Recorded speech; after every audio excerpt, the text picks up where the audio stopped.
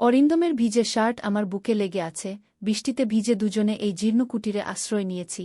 আমি আমার দেওরের এত কাছে কখনো আসিনি গো। সিকিমের উচ্চ পাহাড়ে সবুজ চা বাগানের মাঝে একটি ছোট্ট কুটিরে আমরা আটকে পড়েছি। বাইরে মুষলধারে বৃষ্টি, পাহাড়ি ঝরনাগুলো উত্তাল হয়ে উঠেছে।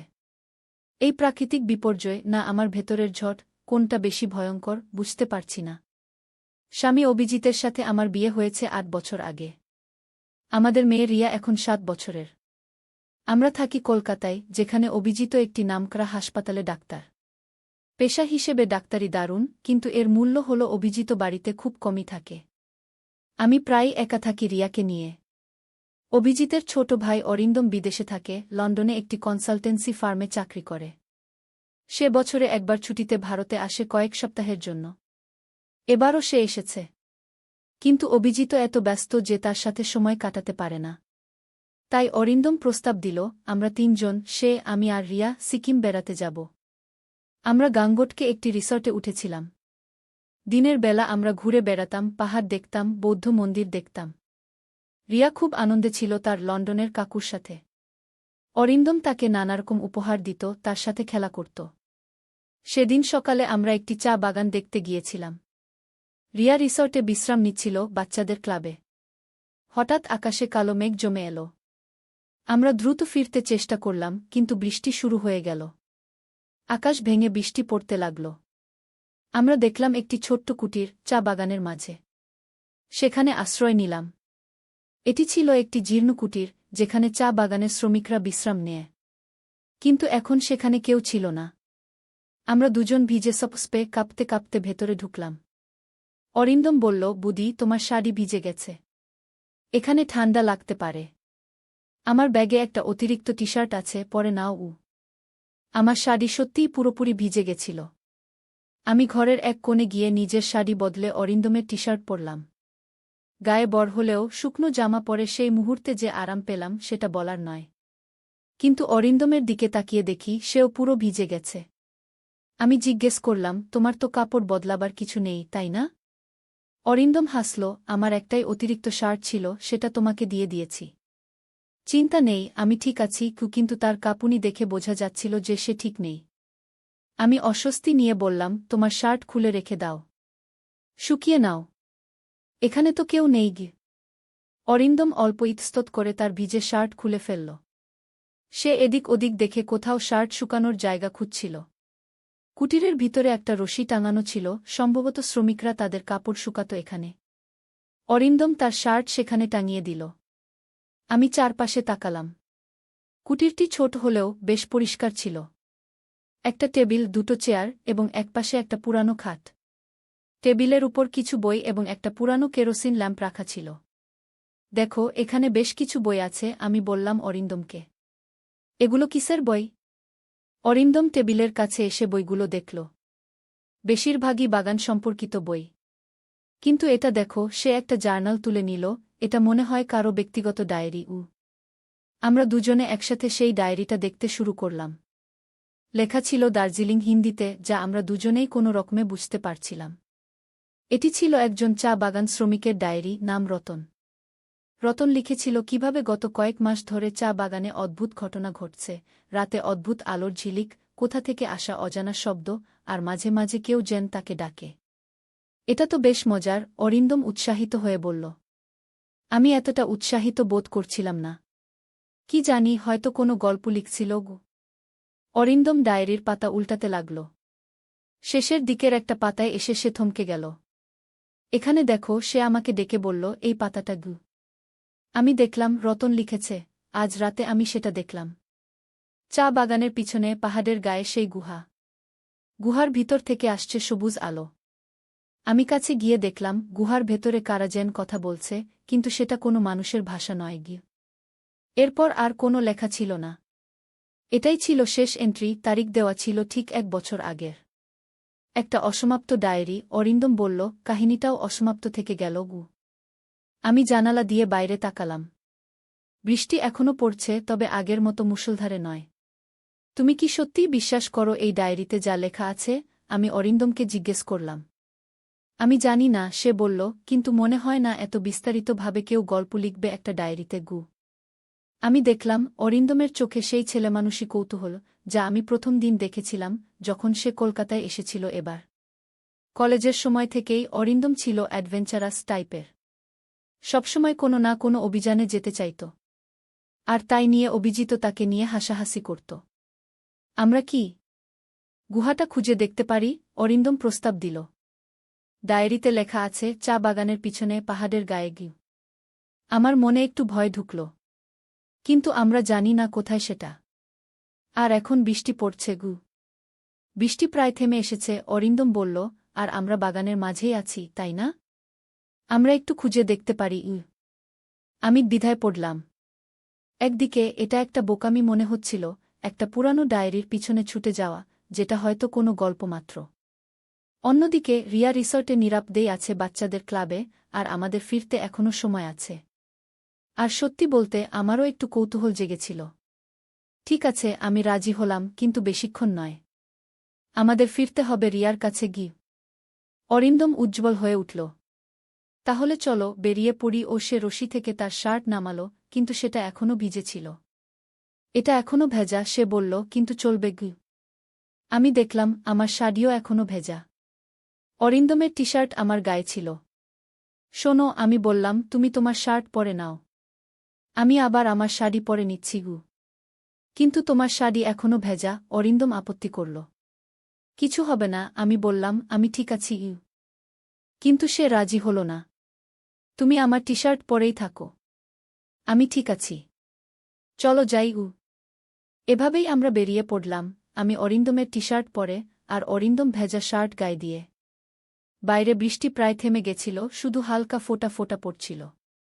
চা বাগানের মাঝে দিয়ে আমরা হাঁটতে শুরু করলাম পাহাড়ের দিকে। চা গাছের সারি পার হতে হতে আমরা পাহাড়ের কাছে পৌঁছে গেলাম। সেখানে রকম সব ঝোপঝাড় এবং গাছপালা ছিল। আমরা এদিক ওদিক দেখতে লাগলাম কোনো গুহার সন্ধানে। ওখানে কি কিছু আছে? অরিন্দম বলল, একটা ঘন ঝোপের দিকে ইশারা করে। সে এগিয়ে গেল সেদিকে, আমি তার পিছে পিছে গেলাম।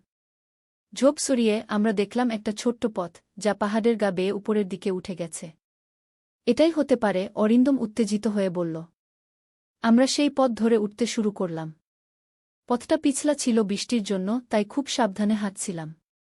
কিছু দূর যাবার পর আমরা দেখলাম পাহাড়ের গায়ে একটা ফাটল, যা একটা ছোট গুহার মতো দেখাচ্ছিল। এটাই সেই গুহা, অরিন্দম বলল। আমরা গুহার মুখে দাঁড়ালাম। ভেতরটা অন্ধকার ছিল, কিছুই দেখা যাচ্ছিল না। আমার কাছে টর্চ নেই, অরিন্দম বলল, কিন্তু আমার ফোন আছে। কি? সে তার ফোনের ফ্ল্যাশলাইট অন করল এবং গুহার ভেতরে উকি দিল। কিছু দেখতে পাচ্ছ? আমি জিজ্ঞেস করলাম।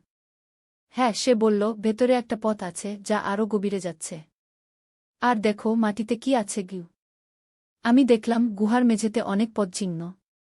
কেউ না কেউ এখানে আসে। অথবা অনেকেই আসে। চলো ভেতরে যাই, অরিন্দম বলল। আমি এবার সত্যিই ভয় পেয়ে গেলাম। তুমি কি পাগল হয়ে গেছ? আমরা কে আছে জানি না ওখানে। ডায়েরিতে লেখা ছিল গুহার ভেতর থেকে আসছিল অদ্ভুত শব্দ। ঠিক আছে, অরিন্দম বলল, আমরা শুধু একটু ভেতরে যাব, বেশি দূর নয়। যদি কিছু মনে হয় আমরা ফিরে আসব গু। আমি অনিচ্ছা সত্ত্বেও রাজি হলাম। আমরা গুহার ভেতরে ঢুকলাম, অরিন্দমের ফোনের আলোতে পথ দেখে। গুহার পথটা সরু ছিল, কিন্তু হাঁটার মতো। কিছু দূর যাবার পর গুহাটা একটু চওড়া হয়ে গেল, একটা ছোট্ট কক্ষের মতো। সেখানে আমরা দেখলাম মাটিতে অনেক জিনিসপত্র ছড়িয়ে ছিটিয়ে, ক্যাম্পিং গিয়ার, কিছু ধাতব যন্ত্রপাতি, আর কিছু ইলেকট্রনিক ডিভাইস, যেগুলো আমরা চিনতে পারলাম না। এগুলো কিসের? আমি জিজ্ঞেস করলাম। অরিন্দম একটা ডিভাইস তুলে নিল। এটা মনে হচ্ছে কোনো ধরনের সিগন্যাল ডিটেক্টর, সে বলল, যেমনটা স্যাটেলাইট সিগন্যাল ধরার জন্য ব্যবহার করা হয় গে। আমি অবাক হয়ে চারপাশে তাকালাম। কে এগুলো এখানে নিয়ে এসেছে? এবং কেন? অরিন্দম আরও কিছু জিনিস দেখছিল। এখানে একটা নোটবুক আছে, সে বলল, একটা পকেট নোটবুক তুলে নিয়ে। সে সেটা খুলে দেখতে শুরু করল। নোটবুকে ইংরেজিতে লেখা ছিল, তাই আমরা বুঝতে পারছিলাম। এটি ছিল একদল গবেষকের নোট, যারা এই অঞ্চলে একটি প্রাকৃতিক ঘটনা নিয়ে গবেষণা করছিল, একটি দুর্লভ ইলেকট্রোম্যাগনেটিক ফিল্ড, যা এই পাহাড়ে আবিষ্কার করা হয়েছিল। এটা কি বলে? আমি জিজ্ঞেস করলাম। অরিন্দম নোটগুলো পড়ছিল। এরা ভূতাত্ত্বিক বিজ্ঞানী। এদের দল এই অঞ্চলে একটি অদ্ভুত প্রাকৃতিক ঘটনা আবিষ্কার করেছিল, একটি ইলেকট্রোম্যাগনেটিক অ্যানমালি যা মাঝে মাঝে সক্রিয় হয়। এটা কোনো সাধারণ ঘটনা নয় এবং এরা এটা নিয়ে গবেষণা করছিল। কিন্তু গবেষণাটা ছিল গোপন, তাই এরা এই গুহায় লুকিয়ে কাজ করত। আমি বললাম, কিন্তু ডায়েরিতে রতন লিখেছিল সে অদ্ভুত আলো এবং শব্দ শুনেছিল। কোনো বিজ্ঞানীদের কথা বলেনি গি। হয়তো সে দেখেছিল এই ইলেকট্রোম্যাগনেটিক ফিল্ডের প্রভাব। অরিন্দম বলল, যখন এটা সক্রিয় হয়, এটা আলো এবং শব্দ তৈরি করতে পারে। নোটে লেখা আছে যে এই ফিল্ড কখনো কখনো অদ্ভুত আলো তৈরি করে এবং রেডিও তরঙ্গের সাথে হস্তক্ষেপ করে, যা অদ্ভুত শব্দ তৈরি করতে পারে কি। কিন্তু রতন সবশেষ যে অ্যান্ট্রিটা লিখেছে সেখানে সে বলেছে যে সে কাউকে শুনেছিল, কারা যেন কথা বলছিল, কিন্তু সেটা কোনো মানুষের ভাষা নয় গে। অরিন্দম নোটবুকের পাতা উল্টাতে লাগল। এখানে আছে, সে বলল, এই ফিল্ডটি মাঝে মাঝে রেডিও সিগন্যালের সাথে হস্তক্ষেপ করে, যা এমন শব্দ তৈরি করতে পারে যা মানব কণ্ঠের মতো শোনায়, কিন্তু বোঝা যায় না। ভাষাবিজ্ঞানীরা এই শব্দগুলো নিয়ে গবেষণা করছিলেন, কারণ এগুলো বেশ জটিল প্যাটার্ন অনুসরণ করে, প্রায় কোনো ভাষার মতো। ওহ, আমি অবাক হয়ে বললাম, তাহলে এটা কোনো ভূত বা এলিয়েন নয়, এটা একটা প্রাকৃতিক ঘটনা গু। হ্যাঁ, অরিন্দম হাসল, বিজ্ঞানকে মাঝে মাঝে ভূতের গল্প বলে ভুল বোঝা হয় গে। কিন্তু আমি জিজ্ঞেস করলাম, কেন তারা এখন নেই? এবং রতন কোথায়? তার ডায়েরি শেষ হয়ে গেছে 1 বছর আগে গিয়ে। অরিন্দম নোটবুকের শেষের দিকে যাচ্ছিল। এখানে আছে, সে বলল, গবেষণা দলটি আবিষ্কার করেছিল যে এই ইলেকট্রোম্যাগনেটিক ফিল্ডটি ক্রমশ দুর্বল হয়ে আসছিল। একটা সময়ের পর এটা আর সক্রিয় হবে না। তারা গবেষণা শেষ করে চলে গেছে গি। আমি আরও চারিদিকে তাকালাম। কিন্তু তারা তাদের জিনিসপত্র ফেলে গেছে কেন? এবং রতন কোথায়? অরিন্দম নোটবুকের শেষ পাতাটা দেখছিল। এখানে শেষ এন্ট্রিতে লেখা আছে, অ্যানমালি অপ্রত্যাশিতভাবে আবার সক্রিয় হয়েছে। তীব্রতা আগের চেয়ে অনেক বেশি। আমরা জরুরি সরে যাচ্ছি। পরবর্তী টিমকে সতর্ক করতে হবে। এরপরে আর কিছু লেখা নেই গু। আমি ভ্রু কুঁচকে তাকালাম অরিন্দমের দিকে। এর মানে কি? হঠাৎ গুহার ভেতরে একটা হালকা সবুজ আলো ঝিলিক দিয়ে উঠল। আমরা দুজনেই চমকে উঠলাম। ওটা কি ছিল? আমি ভয়ে জিজ্ঞেস করলাম।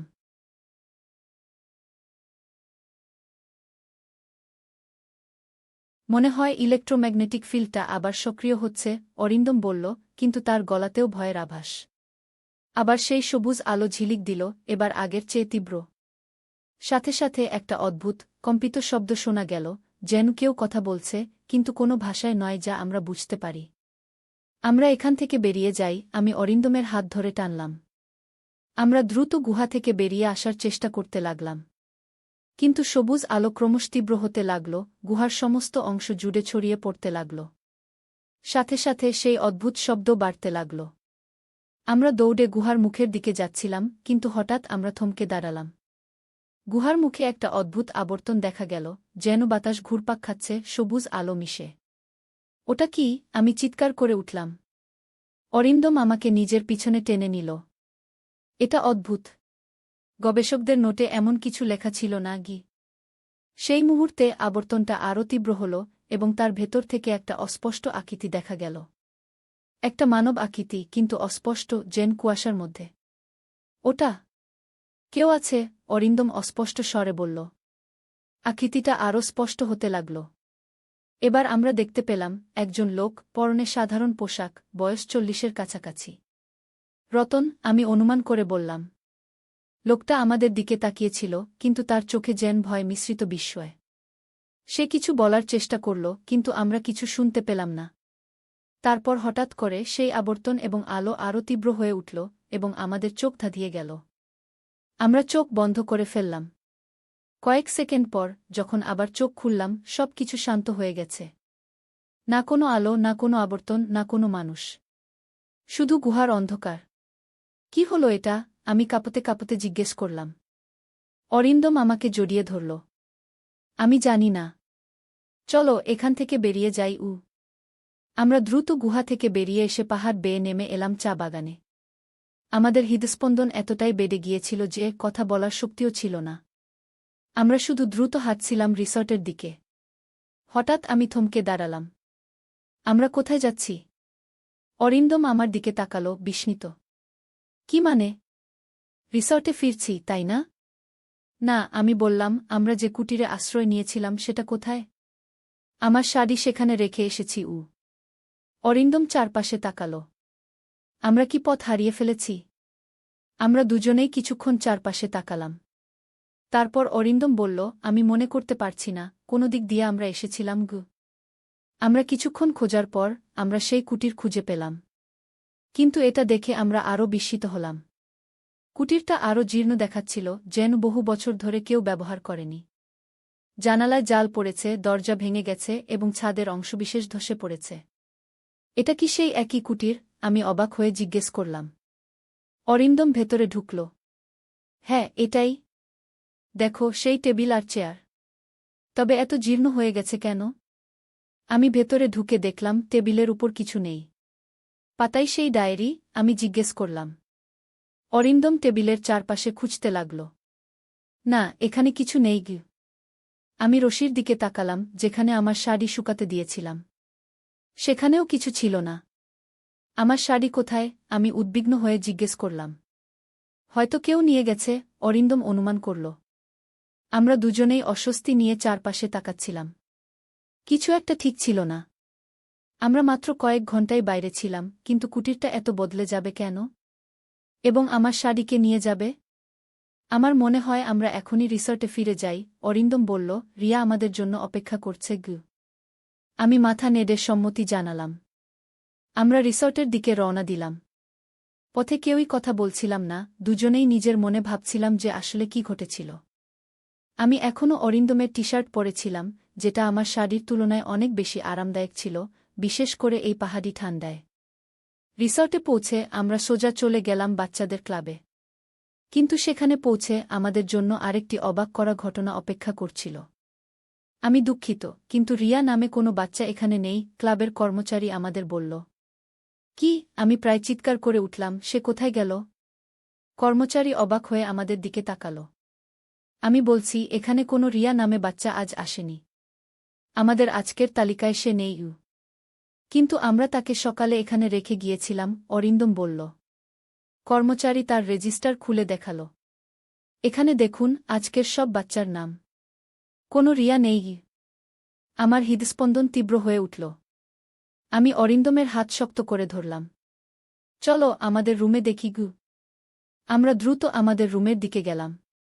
পথে আমরা রিসর্টের ম্যানেজারের সাথে দেখা হল।